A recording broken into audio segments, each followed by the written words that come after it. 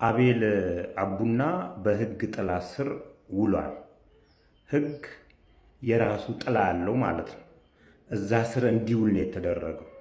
ስለዚህ የህግ ጥላ ስር እስከዋለ ድረስ ምንም አይሆንም። ነገ ከነገ ወዲያ እውነተኛነቱ ተረጋግጦ ይለቀቃል። እንደ አቤል አቡና ያሉ ሐቀኛ ሰዎች በደል ሲደርስባቸው ነው ይበዙት። በደል ሲደርስባቸው ነው እየጠነከሩ የሚሄዱት እንጂ ነገሩን በቀላሉ የሚተዉ ሰዎች አይደሉም። እንግዲህ አቤል አቡናን ህግ ጥላ ስር እንዲውል ያደረጉት ሁለት ስም የሌላቸው ስም የጠፋ ብለው ሁለት ሐሰተኛ ፓስተሮች ናቸው። በሃይማኖት ስም የሚነግዱ፣ በሃይማኖት ስም ሰዎችን ከሕክምና ንውጡ ትድናላችሁ ብለው የገደሉ፣ ከኩላሊት እጥበት እናድናችኋለን ብለው ሕክምና እንዲቋረጥ ያደረጉ አካላት ናቸው። እንግዲህ ነገ ከነገ ወዲያ እንደሚፈታ ታሳቢ እያደረግን በዚህ አጋጣሚ ሁለት ጥያቄዎችን፣ መሰረታዊ ጥያቄዎችን እናንሳ። እንግዲህ አንድ ሰው ስም ሳይኖረው ስሜ ጠፋ ብሎ ለህግ አካል ያመለክታል። ያ የህግ አካል የመንግስት የስራ ጊዜን፣ የመንግስት ገንዘብን፣ የፍርድ ቤት ጊዜን አባክኖ የፈረደበት የጊዜ ቀጠሮ አለ። የጊዜ ቀጠሮ ይሰጠኝ፣ የምርመራ ጊዜ ይሰጠኝ ብሎ ተፈቅዶለት ምንም አይነት የተጨበጠ ነገር ሳያመጣ ይቀርና ፍርድ ቤት ነፃ ነህ ይለዋል ሰውየው። ነፃ ነህ በሚልበት ሰዓት ቀደም የጠቀስኩላችሁ መንግስት ላይ ካመጡት ጉዳቶች በተጨማሪ ያ ተጠርጣሪ ላይ የሚያመጡት የኢኮኖሚ፣ የሶሻል የተለያዩ ጉዳዮች የሚያመጡት ተጽዕኖዎች አሉ፣ ጉዳቶች አሉ። ፍርድ ቤት ኦልሬዲ ጥፋተኛ አይደለህም ብሎ ለቆታል። እነዚህ በመንግስትም ሆነ በግለሰቡ ላይ የደረሱ ጉዳቶች፣ በሐሰት ውንጀላ፣ በድርሰት የደረሱ ጉዳቶች ተጠያቂው ማን ነው? ይሄ መልሱልኝ። ተጠያቂው ማን ነው? ቢኮዝ ብዙ ጊዜ እንደዚህ አይነት ስም የጠፋ ውንጀላዎች ፍርድ ቤት በነፃ ሲያሰናብት እናያለን። ሁለተኛው ጥያቄ ህግ ሁለት አይነት ሰዎች አሉ ይላል። አንደኛው እኔና እናንተ ስጋ ያለን ደም ያለን የምንንቀሳቀስ የምንከስ የምንከሰስ። ሁለተኛው አርቲፊሻል ሰዎች ናቸው፣ ኢንቲቲዎች፣ ፕሮፊት ኦርጋናይዜሽን የሚሆኑ ነን ፕሮፊት ኦርጋናይዜሽን ይሆኑ። የአቤል አቡናን ጉዳይ ስናይ በሃይማኖት ስም እነዚህ ሰዎች ጥፋት አጥፍተዋል ብሎ ነው ያጋለጣቸው። ስማቸውን አይደለም ኢንቲቲውን ነው እንትን እያለ ያለ። በኢንቲቲው ላይ በደረሰ ጉዳት ከሆነ የገንዘብ ጉዳት ከሆነ ኢንቲቲው ነው መጠየቅ ያለበት እንጂ ግለሰቦቹ አይደሉም። ቢኮዝ የሃይማኖት ተቋም ነው፣ አርቲፊሻል ሰው ነው። ፕሮፊት ኦርጋናይዜሽን ከሆነ ደግሞ ለሚደርስበት የገንዘብ ጉዳት መጠየቅ ያለበት በፍትሐ ብሔር ነው፣ ራሱ ነው የሚጠየቅ ያለበት። ሲያደርጉ አይታይም። ቀጥታ ሄደው ለፖሊስ ይነግራሉ። ፖሊስ አጣራ። እንደውም የአዲስ አበባ ፖሊስ እንኳን ብዙም አይደል፣ የፌደራል ፖሊስ የተሻለ ነው።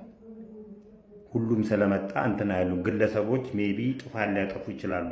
ግለሰብ የህግ አካላት በእነዚህ ጉዳዮች ላይ የመንግስት የስራ ጊዜ ባክኗል፣ የመንግስት ገንዘብ ባክኗል፣ የዳኞች የስራ ጊዜ ባክኗል፣ የተጠረጠረው ሰው የተለያዩ ጉዳቶች ደርሰውበታል። ተጠያቂ ማን ነው? ህግ ትክክል ነህ እስካለው ድረስ ማለት ነው። ለሌላ ጊዜም እንዲሆናችሁ ለአቤል አቡና ብቻ ሳይሆን ሌሎችም እስር ቤት ላሉ ለወደፊቱም ለሚመጡ ጉዳዮች የህግ አካላት አስተያየት ስጡበት። በተጨማሪ ሴዶ እኔ ላይ ብቻ አይደለም ኢትዮጵያ ህዝብ ላይ ነው ሙድ እያስኪ ያለው። ተው አረ ተጫወት ፈራጣጣል። ኦኬ ጌች ዳና ብላክ ሴዶ ምንድነው የሚለው? ቆይ አሁን ትለፍተን እዚህ ጋር ደርሰ ነው እንዴት ነው የሚያመልጠው? ፈራጠጠ። አቤት አመለጠ። የፈረመውስ ቆይ እንግዲህ በኢንተርፖል ካልሆነ የፈረመው እዚህ ሀገር ቢሆን ጠይቃለህ፣ በህግ እዛ ሀገር በምን ጠይቃለህ? እኔ ራሴ አፈላልጌ ወይ ይዤው እመጣለሁ። ይዤ ግዴታ ነው። መጀመሪያ ባይዞ ያስገደደው ሰው የለም አይደል? በራሱ ፍቃድ ነው የፈረመው። በነፃ ፋይት ልታስደርጉኝ ምናምን የሚለው ለምንድን ነው? እንግዲህ ግራው ገባን እኮ። ኧረ ሴዶ አልያዛለ ግራው ገባን። ሴዶ እኔ ላይ ብቻ አይደል ኢትዮጵያ ህዝብ ላይ ነው ሙድ እያስክ ያለው። ተው ኧረ ተጫወት። ፈረጥጣል ኢትዮጵያ አይደለ? ተው ሴዶ ጥሪ አድርግለት እንዲመለስ። ሴዶ ተው ግድ የለህም ና እንመካከራለን ና ፈርጥጥ። ሰላም ሰላም ሰላም፣ እንዴት ናችሁ? አማን ነው? ክብሩ ይስፋ እናትና ልጁ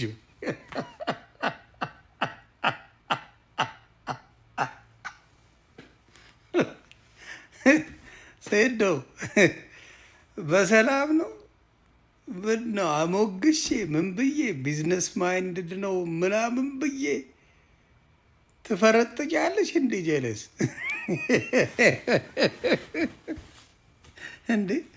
ኢትዮጵያም እያለ እኮ በቃ ይቅርብኝ ማለት ትችላለህ። አልጋጠምም፣ እኔ የጤና ቡድን ነኝ፣ እኔ ከሰው አልጣላም ምናምን ብለህ እኮ መተው ትችላለህ። እንዴ ምን የሁላ መበጥረቅ የሁላ ተበጥርቀ ቀደዳ እስር ቤት አረከው እንደ ኬጁ። እኔ እንደመሰለኝ የሚጣሉበት ኬጅ እስር ቤት መስሎታል። እሽት ታርጎ እንደሚያደቀው አሁን አወቅኩኝ። አይ ሴዶ ዝም ብለሽ በጭባጫ ነች። ፈጣሪ ምስክሬ፣ ምንም ነገር ኮባ አትመታም። በቃ አሁን ባየሁት ሁኔታ ምንም አይነት ብቃት እንደሌለ ሴዶ አየሁ። ደግሞ መሀይም አትሁን። ስትፈራረም ምንድን ነው ወስነ ያደረከው ነገር ነው። ሳትፈራረም በፊት የፈለግከው ማድረግ ትችላለህ። ዋንስ ዩ ሳይን ከፈረምክ በኋላ እንዲህ ተንበጫብጫ አውሮፓ ገባው እኔ እንደዚህ ላይ ፈታ እያልኩ ነው ምናምን በጭባጫ ፈሪን። እናቴ መቀነት አደናቀፈኝ ሁላ ስትል ነበር። እናቴ ከለከለችኝ፣ ሃይማኖቴ አይፈቅድም፣ በዚህ ወጥቶ በዚህ ገብቶ ምናምን ብጥርቅርቅርቅ ቃልክ። ስለዚህ ሴዶ አንቺ ምን መሰለች ፈሪ፣ በጣም አሁን ራሱ ዳይፐር አድርገሽ እንደምትዞሪ ልንገርሽ ሴዶ። አሳይ፣ በፈለግኩ አሳየኝ። አንተ ዳይፐር አለ፣ ምን መሰለ ዳይፐር የሞላው ብዙ ነገር የሞላው ዳይፐር አድርገ እንደምትሽከረከር አየሁኝ። ይሄ ነው ያንተ ታሪክ። ለማንኛውም ቤተሰብ ይመቻችሁ። ጌችዬ አይዞኛ አባቴ፣ ሌላ ተጋጣሚ ፈልግ። ይሄኛው ሰማይ ቤት ሄዳታል እንጂ አይጫወትም። በኢንተርፖል ብታስፈልገው በምን ብታስፈልገው አይመጣም። በጭማጫ ነው። ጌችነት ይመቻራዳ ልጅ አሉላ ገንዘብ አፍሳ እንደዚህ መጫወቱ ይደብራል። ለማንኛውም ለስፖርት አፍቃሪዎች በሙሉ ደስ ብሎኛል። በርቱ። እኔ ሰፖርት አድርጋቸዋለሁ እላለሁ። ኑሩልኝ።